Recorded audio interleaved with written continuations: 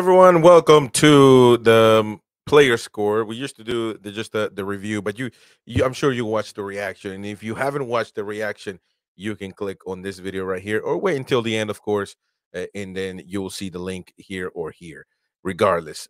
And so it'll take you to our full match reaction, their post match reaction. Now, if you're new to the show, please, I ask you if you can to subscribe and, of course, help us getting those likes. Is YouTube likes that algorithm, likes the likes, no pun intended. So smash the like, and of course subscribe if you're new to the show. You can become a member as well for as low as 0.75p, $1 a month, and help us out to keep growing this channel, and of course get exclusive content as well as members giveaways. Now let's start with the player scores, ladies and gentlemen. As you know, that Everton drew at the game, and it was a very tough match, to say the least. I mean, in the beginning, Newcastle United did everything really to win it, but it's in the typical Newcastle United way. We always find ourselves in a predicament, and we ended up, of course, bottling the game. Unfortunately, at the end, and it wasn't just a team thing. I mean, Everton was getting closer and closer, but it wasn't a team thing, a team bottle per se. It was one player in particular, and that was obviously Paul Dummett, a sub, somebody that wasn't needed to play. But at the end of the day, who else could he have played? We're going to get to that. But let's start with our player scores right now, and hopefully you agree or disagree. Let me know in the comment section, and also let me know your score as well. Martin Dubravka, I mean, to me, he was decent. I mean, not the greatest, not the worst. To me, was about a 7. I'm going to give Martin Dubravka a 7. And then we move on to the center backs. To me, ladies and gentlemen, I said it on the live match reaction. The best player to me on the pitch was Dan Burn. He was exquisite to watch. He was magnificent to watch. He was amazing to watch. As a center back, that's his position. That's the position that he needs to play in. And I'm going to give him a number 9 as a score for this match. To me, he was awesome. And so to me, it was everything you needed in a player, everything that he was really defending. All the balls that were coming in there, high or low, he was getting them out of there. And I think he was amazing. And of course, in that unfortunate play, he was already busy with his man, and Paul Dummett had to body slam somebody. So I'm going to give Burn a 9. To me, the man of the match. We're going to move on to Fabian Schär, or Share. Fabian Schär, to me, wasn't the greatest matches for Fabian. Something is going on with him. He's certainly not playing to the capabilities that we know he can play. So therefore, I'm going to give him a 5. To me, he was just a 5, and a 5 could mean that, well, he was average. No, he wasn't. And with all due respect, if the other center backs weren't hurt or injured, more than likely I would have doubted myself putting them on the match. But of course, Eddie is the one that's the boss, and Botman and Lascelles say that they're hurt, and they are hurt, and therefore no option there at all. Emil Kraft on the right side. To me, a lot of people gave him a low score on the match reaction. I'm not. I mean, it's to me, he was just he's about a 6, and very average, but also did a few things here and there going forward, defending, relieving. I mean, I think he was fine. So a 6 is earning, is deserving. He's deserving of a 6 for me. Now we go to the left side. Oh, I mean, I'm sorry, to the left side, Lewis Hall. And to me, I'm going to give him a number 8. I'm going to give him an 8 of score, because he was I mean, he could have been a 9 as well. I mean, he was really active, defending, attacking, very much the player that we thought he could be. Not really trusted in these Eddie Howe teams as of late, and because of injury, he comes on the pitch now, and he is certainly able to reciprocate the favor of Eddie by putting him on the lineup. He certainly played great, and he had to leave hurt, and that was the ultimate move, the catalyst that ended up in our demise, I guess, if you can say, even though we got a point, but that's not, we didn't need a point. We needed to win. So the situation with that is as simple as that. The Lewis Hall, to me, played an 8, 8.5, but had to leave. So hopefully he's not hurt 100%, but hopefully he'll be back for the next game. We'll have to see. Now we get onto the midfield with Bruno Guimaraes. Wasn't really a great game for Bruno, up and down, night and day, and so very in the middle. So I'm just gonna give him a 7. I'm gonna give him a 7 because I know Bruno is has to. He's in a lot of pressure with Sean Longstaff. You know, who doesn't really perform well at all.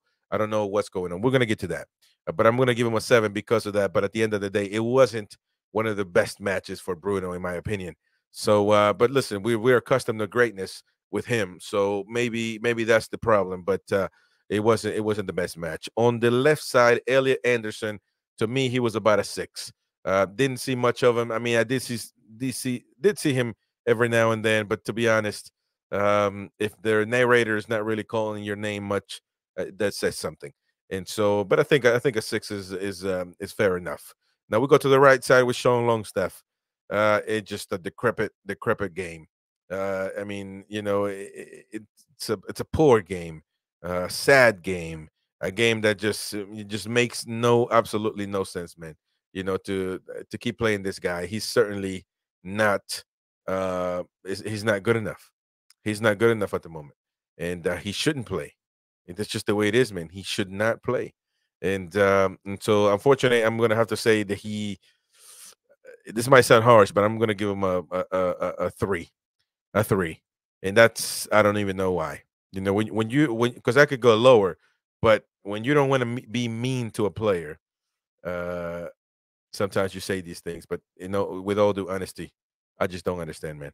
I don't understand what's the point of keep playing them. Now with this, I would say, in this particular day, what are the options? You got Joe White. Would you put the young cat in there and try to see something and try to see maybe I don't know. It's tough. So I was actually happy with the lineup in itself, but obviously knew that Sean Longstaff was going to play horrific, and therefore he deserves a 3.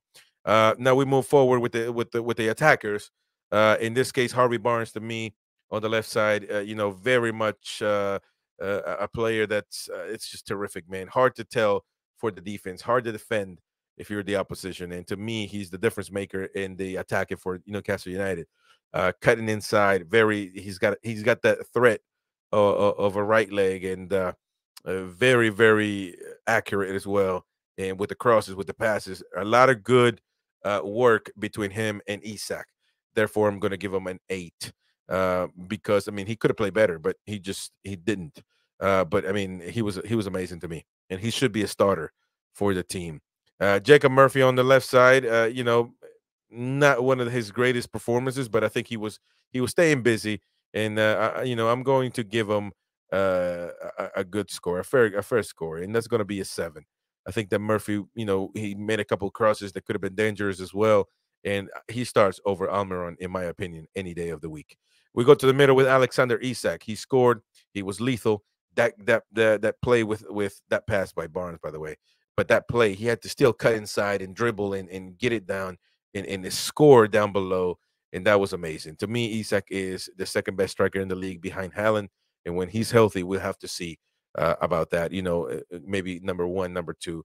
It depends. But Isak to me, I'm going to give him an 8 because of the goal, because he was good, but also not higher than that. Even though I could probably go to a 7 because he missed a sitter. Very, very easier for a striker like of his caliber. He shouldn't have missed that, and he knew it. So I'm gonna say I'm gonna still stick to the 8 because I'm gonna be nice to him. But that's my score for the starting lineup. When it comes to the subs, you got Joe Willock and Dummett. Joe Willock to me nonchalant, nothing, not much from him. So I'm gonna give him a 4 because really no, he wasn't. He was a miss.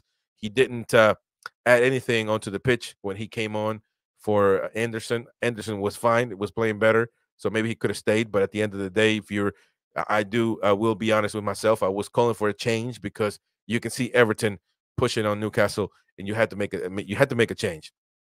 Now, when you go to Paul Dummett, oh boy, I mean, what can you do? What can you say?